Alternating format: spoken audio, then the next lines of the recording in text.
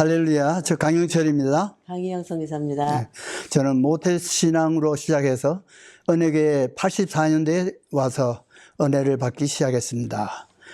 그리고 구역장으로부터 조장, 대교구장 이르기까지 장로 이르기까지 10여 년을 사역을 하다가 93년도에 선교 목사직에 장로로 들어가서 선교 일을 감당하면서 93년, 94년 일들을 뒤에서 행정적인 뒷받침이 하는 일을 도와드렸습니다. 그래 그 이후에 쭉 행정목사 또 수석 목사로 있기까지 2004년도까지 은혜교회에 있다가 65세가 돼서 은퇴 나이가 돼서 은퇴를 준비하는 그런 과정에 있었는데 김 목사님께서 서울 나가셔서 서울 은혜교회를 개척하시고 또 선교사 훈련원을 세우겠다는 꿈을 가지고 계셔서 저에게 같이 가자는 말씀을 주셔서 순종하고 2005년 초에 한국에 나가서 그 일을 시작하고 준비하고 또 그동안에 서울은혜교회가 개척한 지 얼마 안 됐기 때문에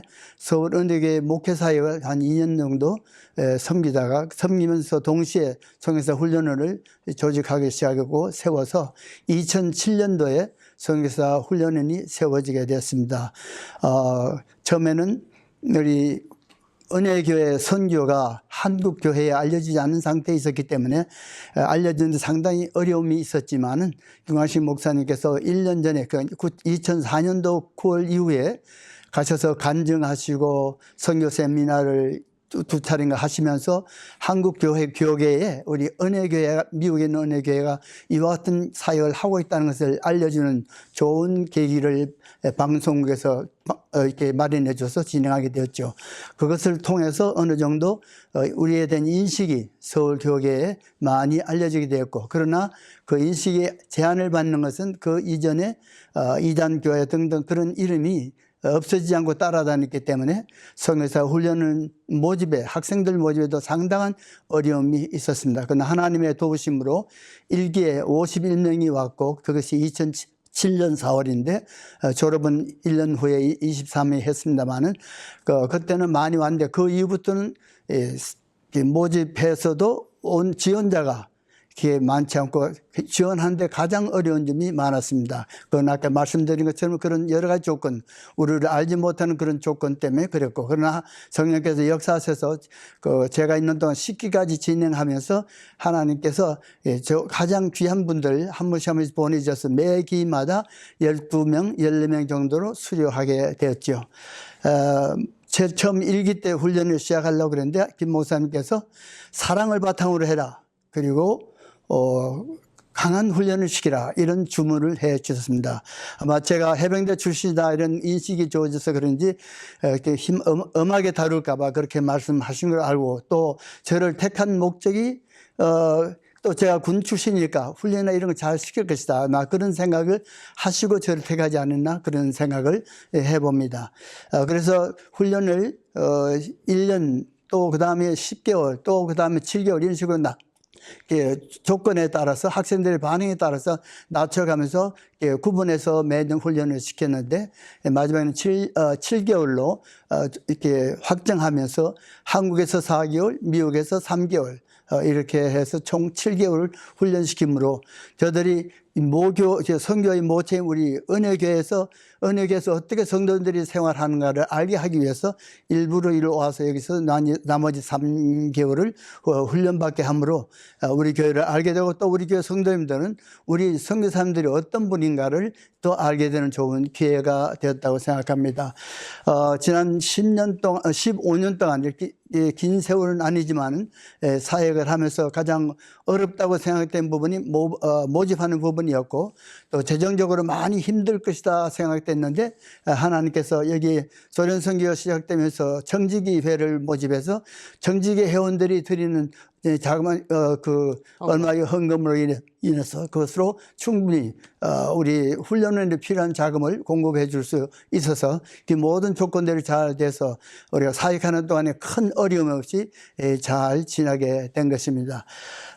뒤돌아보면은 참 짧은 세월 같은데 저와 만난 많은 분들이 짧은 시간 같지만 그러나 긴 세월 동안 같이 훈련에서 만나고 뒹굴면서 정의에 들은 모습이 다 그분들이 선교지 나간 이후에 서로 교제함으로 그 모습들을 우리가 발견할 수 있었고, 또 저는 또 미력 하나마 그들을 사랑하는 그런 사랑의 표현을 했었기 때문에 평소에 또 지금까지도 10년이 넘는 일기생들은 지금까지도 아버지 어머니 하면서 편지를 해오고 있습니다. 그 사랑의 관계가 우리의 신앙의 생활에는 얼마나 중요한가를 다시 새삼 느끼게 하는 그런 기회가 된 것입니다.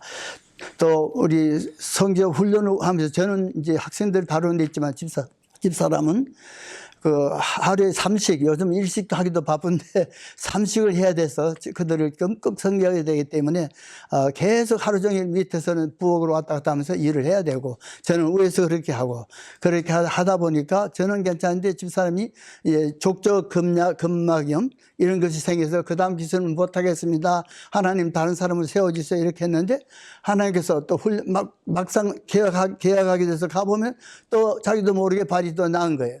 그렇게 해서 1년, 2년 지나면서 또 이제 무릎이 또 아프니까 지금까지 좀 많이 고통을 겪고 있는데, 그건 아직까지 하나님이 고쳐지지 않고 계셔서 우리가 하나님 이제 이 같이 사역을 했는데 힘드니까 우리를 이제 은퇴시켜 주세요 하는 부탁을 3년 정도 계속해서 했죠. 그런데 2019년 드디어 5월에 드디어 목사님께서 결심을 하셔서 우리를 이제 은퇴하도록 이렇게 만들어 줬습니다.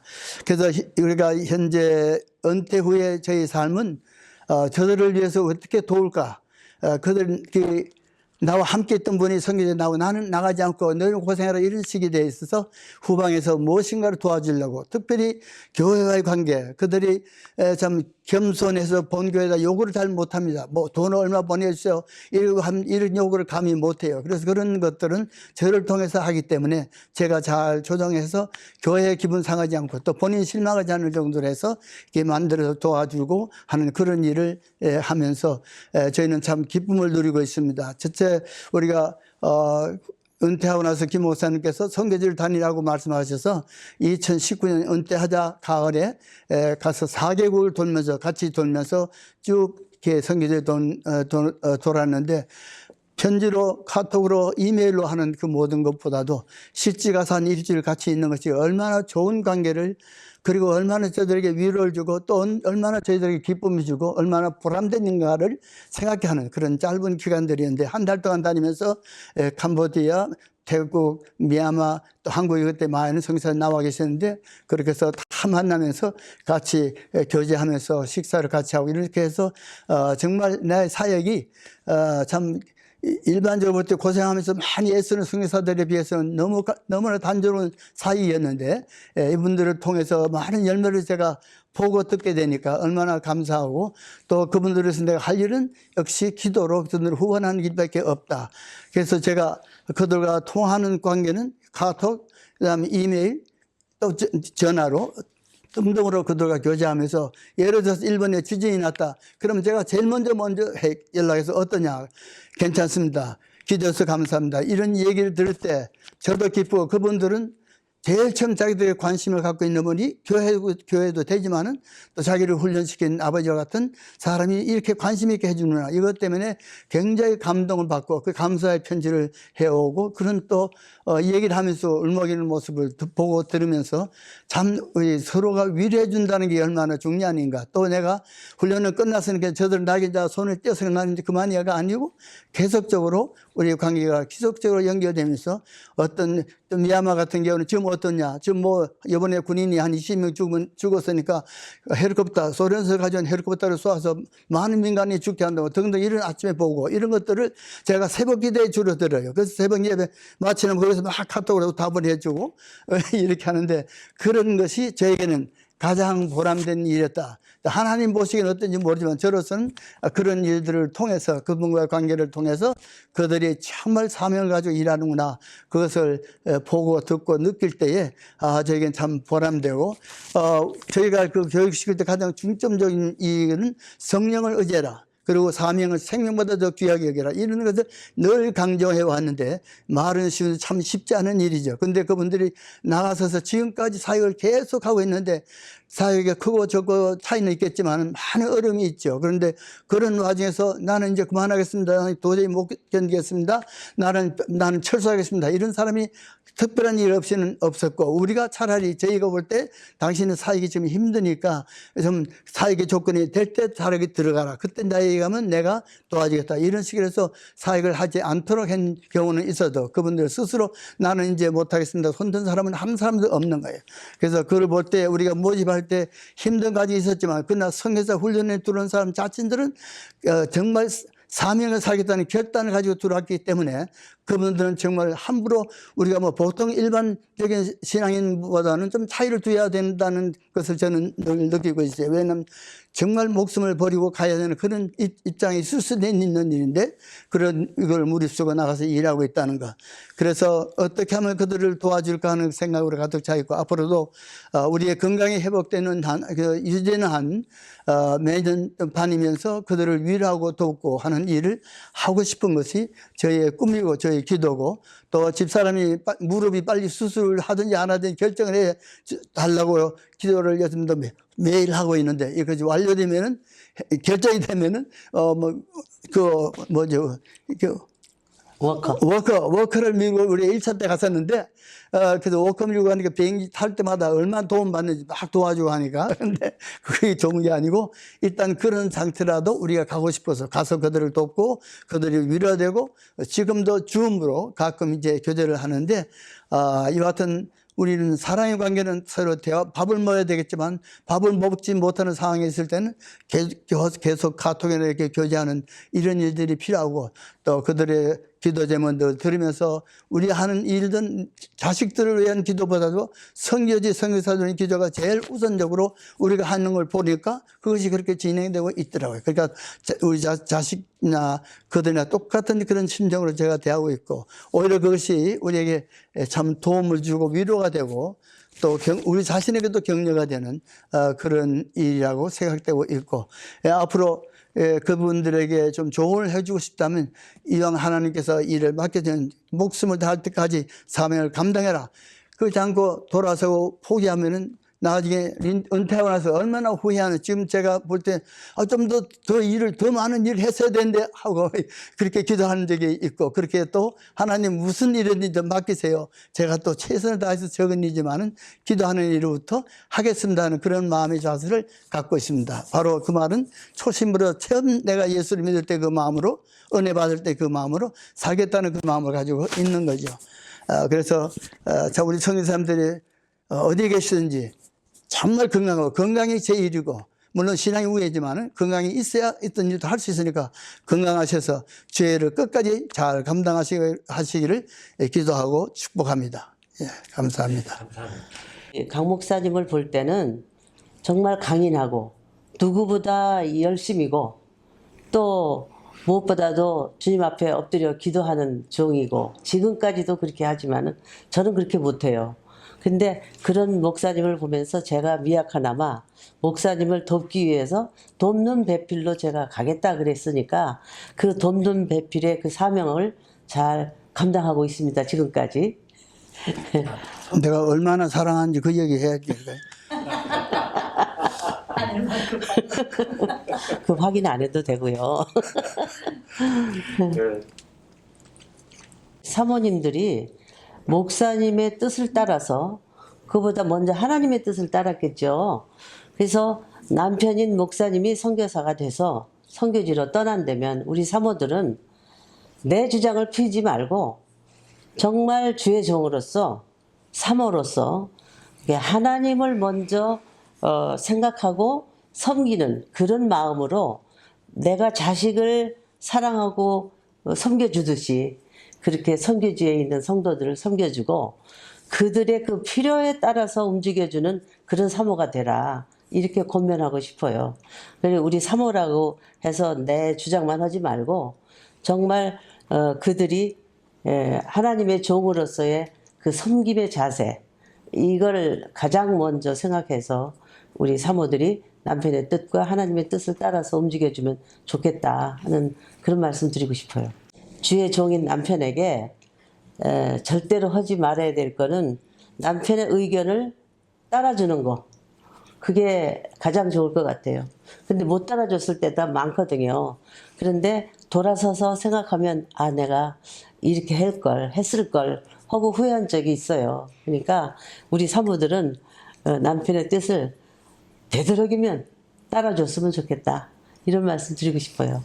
아, 그거는 이때까지 50 몇 년을 살면서 최근에 가장 사랑하고 있는 것 같아요. 이 사람이 무릎 아파서 우리가 사역을 마지막에 놓게 됐잖아요.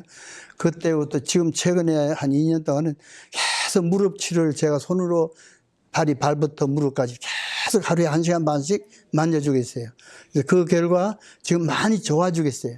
기도하면서 제가 계속 그러죠. 그래서 내가 이웃을 사랑하는 것도 하나님께서 원하신 일이지만 가까운 아내를 사랑하는 것이 가장 더 귀한 일이다.